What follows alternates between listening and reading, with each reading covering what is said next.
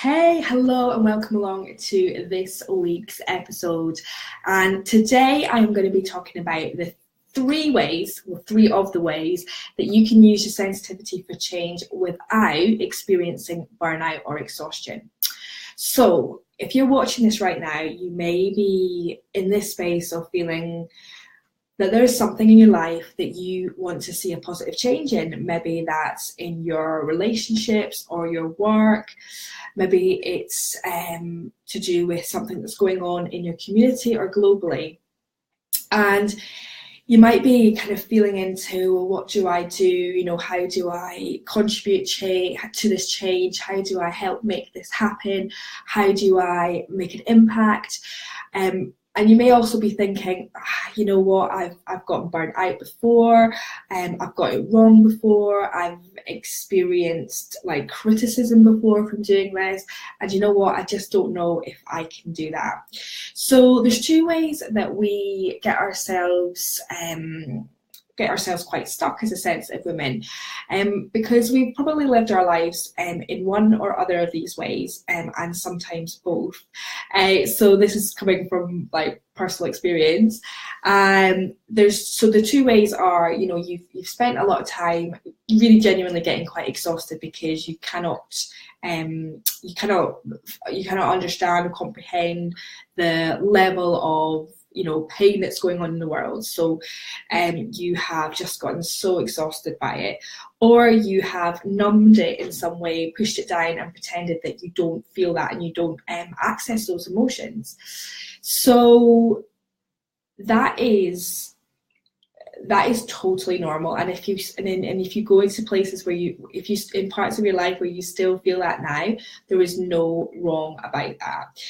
What I want to talk about is about how you take care of yourself so that you can go into any kind of projects or experiences that you want without feeling that sense of, oh my God, I just can't cope with this, or I just feel so like floored by this, or you know what, I just wish I'd never got involved with this in the first place.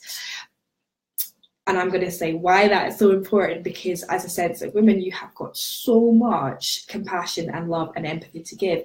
And not only are you taking away the contribution that you can make and the change that you can contribute to, also you're going to always have that sense of not being fulfilled, and that you didn't go to those places that you know that you could have gone to. Okay, and that's a really crap feeling, you know, that kind of nagging doubt and that sense of frustration. That's a really rubbish way to be feeling, and that's where that's really what we want to keep that away, right? We want to be coming from a place of really feeling fulfilled. Okay, so just before I start to share that with you, if I haven't met you before, I'm Cara, and I'm the founder of the Sensitive Sisterhood, and I support sensitive women to unleash their sensitivity as their superpowers. And the reason I do that is because I am a very sensitive woman. I come from a place of having battled with my sensitivity, having tried to pretend I wasn't sensitive, having numbed it, having done anything I can to just pretend or just cope. When I was younger, I was such a switched on little warrior, and you know, there were so many things and injustices I could see in the world, and I wanted to take on all of it. But really, at that point, there wasn't a lot of education and information out there about being sensitive or having a sensitive child or anything like that. And you know, I know that I've had the experience that I needed to get me to where I am now. But I hope that through the work that I'm contributing to, that there's going to be a change. There's going to be a change, because actually sensitivity is an incredible strength, and it's something that the world most definitely needs. So if you're joining me live or watching on replay, please comment and share with anything that resonates with you in terms of this. Hey Pauline, oh, it's lovely to have you here. I'm so glad that you're late to this. This is something that I am so passionate about this sense that, you know, sensitivity is a strength. It is a superpower. There's so many other things, other qualities that you have from being sensitive. So in particular, I've been called to talk about this today because there's two kind of big catalysts that have been going on. I'm going to say over the last few weeks, but it's been much longer than that, really. One, and I'm really excited to share, I contributed a chapter to this book, and this book is an incredible collaboration. There's 26 amazing women that have shared their stories in here. If you haven't got this book yet and you want to get a hold of it, I'm going to post in the comments later the link to where you can get this from. The royalties are all going towards NIA, who are working with women and children who are the victims of domestic abuse. So I'm going to pop that in the comments so that if you want to get your hands on this, you can do.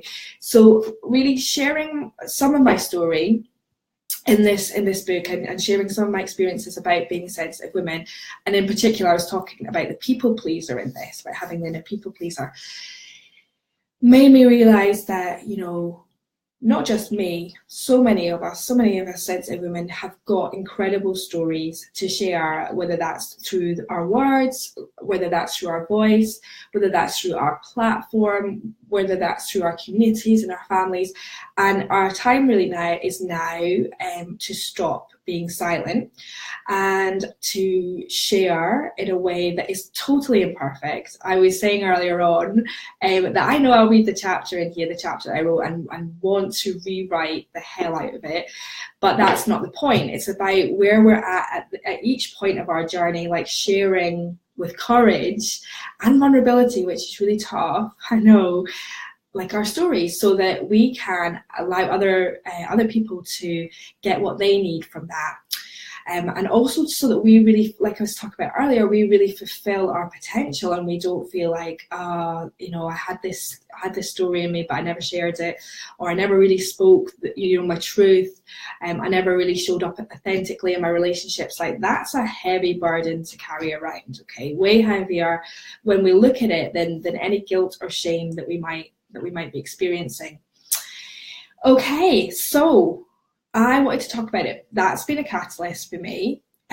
Also, I've been getting really educated about the fact that it's very easy in this spiritual personal development world, whether you might be part of this, you might not be, but you might, you know, you certainly be aware that because the news can be very negative, as we know, we can put ourselves in a bubble where we kind of remove ourselves from that. And what's happened for me is I have understood that and seen that happening for myself, and just made a decision when I was owning my sensitivity and then really stepping into, you know, really stepping into my role, holding the space for my sisterhood, my group coaching program, my communities, that from now on, it's my responsibility to educate and inform myself so that the things that do make me, you know, angry and I want to see change in, like, I'm in a place where I can do that, right? Where I can contribute to change, where I can contribute to making the world a more fairer place, a more equal place, a more just place. And something that really it's been really highlighted to me is white privilege. And I'm not going to talk in detail about this here. I will probably again. I have no doubt that I will talk about it again. But I actually wrote a blog about it, so I'll post a link for the blog, and if you want to read that, you can. That really highlighted to me, you know, that I am very blessed and very fortunate to have the platform that I do, to be able to be in a place where I can share my voice and I can be listened, you know, I can be heard, and I can do these things. And also to really make me realize, well, there's many other women who will want to do the same. So I want to share with you, before I share the 3 ways that you can use your sensitivity for change, really my key tip that I would like every woman that I work with to really get, which is before everything else, you have to be your well-being warrior. I cannot stress this enough, and that means really having an unwavering commitment to your well-being and to your connection with yourself, so that when you are showing up, however imperfectly, you are totally filled up. Or if you're not filled up, you know how to go and reconnect with yourself, and how to get back into that space. Because this is where I see a lot of women saying, I just can't cope with this. I'm around these people and I just feel exhausted. It's because you are really leaking your energy through not taking care of yourself. So the priority has to be, what is my self-care? Like, what am I doing 30 minutes minimum every day, like that makes me feel good? What are the things that I'm doing in my life that bring me joy? Who am I spending time with? How am I prioritizing like myself in my life, and my practice? And your practice is totally imperfect. That is totally key. You don't wait around for the perfect opportunity to do your yoga or to do your meditation. You've got an imperfect practice which allows you to connect with yourself, and that connection, that means you can let go of all the noise and you can just connect with what is really true and what is really vital for you. So that's my first point. Make sure that you are most definitely your wellbeing warrior. I've got loads of videos about that as well, so if you want to kind of go into that in any more depth, you can. And you can also join my free community, which I'm going to post. I'm going to post a link for that, because the free community, we're talking a lot about that. Now, the 3 ways I have been thinking about and I really want to share are by no means comprehensive, and there are so many. There are so many ways that you can do things, of course, and what I also want to do is, I'm not teaching anybody to suck eggs here. Like, I'm not going to tell you what's important to you in your life and where you need to use your roar. I'm not going to tell you that. But what I do want to share is, number one, if there are things that you want to see real lasting change in, don't feel you've got to go it alone. I think that where we're at right now with what we're seeing happening from Me Too and Time's Up and other similar campaigns, is that actually women are realizing that coming together is way more powerful. So find a community, find a movement that echoes your values and echoes what you would like to see changing, and join that. Now, if there isn't, if there's something specific that you want to see changing, and there isn't a community out there or a movement out there, then you create it. But if you create it, then you have to have support. So this, for me, when I was starting out, owning my sensitivity and really kind of understanding who my inner fear freaks were and what being a well-being warrior meant to me and sustaining my superpower and all of that, I realized very quickly that starting a movement and bringing together a community would take a lot. So I needed to be supported. So I've got support in every area of my life, so that I can really focus on what I'm doing without feeling like I'm pulled in many different directions. And it also just feels really great to have support and to receive that support. It's incredible. The second point I wanted to share was educate yourself and share that with others. Now, this is not about